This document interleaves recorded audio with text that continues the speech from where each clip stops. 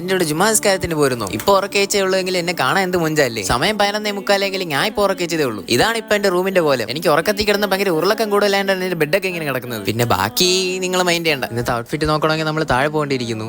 ഇതാണ് എന്റെ ഫാദറിന്റെ വാർഡ്രോബ്. ഇവിടെ നിന്നാണെങ്കിൽ ഞാൻ പൊതുവെ ഷർട്ട് മുണ്ടൊക്കെ അടിച്ചു മാറ്റാം. ഇവിടെ ആണെങ്കിൽ ഞാനായിട്ട് തേക്കേണ്ട ആവശ്യമില്ല, കൊണ്ട് വെച്ചു കൊടുത്താൽ മാത്രം മതി. ബാക്കിയൊക്കെ ഓട്ടോമാറ്റിക് ആണ്. പിന്നെ എന്റെ ഉമ്മ പിടിച്ചിരുത്തി കുറേ നേരം തലയിൽ എണ്ണ തേച്ചു. 3 പെമ്പിള്ളേരുടെ ഇടയിൽ ഞാൻ ഒറ്റയ്ക്കായോണ്ട് എന്റെ അടുത്ത് ഇത്തിരി സ്നേഹം കൂടുതലാണ്. പിന്നെ എന്റെ തലയിൽ പാഞ്ചി വിലായിരുന്നു പരിപാടി. പാഞ്ചി വെച്ച് പോയി ഉമ്മ ഒരു പരിപാടി.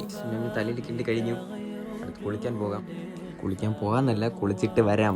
എന്നെ കണ്ടിട്ട് ഞാൻ പിന്നെ ഗാന്ധിജിയുടെ ഔട്ട്ഫിറ്റ് അടിച്ചു മാറ്റി നിങ്ങൾ പറയാം. അങ്ങനെ വെള്ള ഷർട്ട് മുണ്ടൊക്കെ കൊടുത്ത് ഞാൻ കറക്റ്റ് എന്റെ വാപ്പായ പോലെയായി. 100% തന്തവെന്ന് വേണമെങ്കിൽ പറയാം. എന്നിട്ട് ഞാൻ എന്റെ വീട്ടിൽ നിന്ന് ഇറങ്ങി ആടി വരുന്നതാണ് എന്റെ ചങ്ങായി. നോക്കിയപ്പോ ഈ തണ്ടി മുണ്ട് തന്നെ ഓണോക്കിൽ ഈ ചങ്ങായി ഒരു ലിഫ്റ്റ് കിട്ടിയോണ്ട് നമ്മൾ രക്ഷപ്പെട്ടു. പിന്നെ കുറച്ച് നേരത്തെ എത്തിയോണ്ട് നമ്മൾ കുറച്ചേരം അവിടെ നോക്കിയപ്പോ ഫ്രണ്ട് ഇരുന്ന രണ്ടാട് എന്ത് സീക്രട്ട് ആയിട്ട് കാര്യങ്ങൾ പറയുന്നുണ്ട്. ഈ ഫ്രണ്ട് ഇരിക്കുന്ന നായ്ക്കളെ ഏതാന്നൊക്കെ ആയിരിക്കും ചോദിക്കുന്നത്. പിന്നെ നമ്മൾ നേരെ നിസ്കരിക്കാനും കയറി.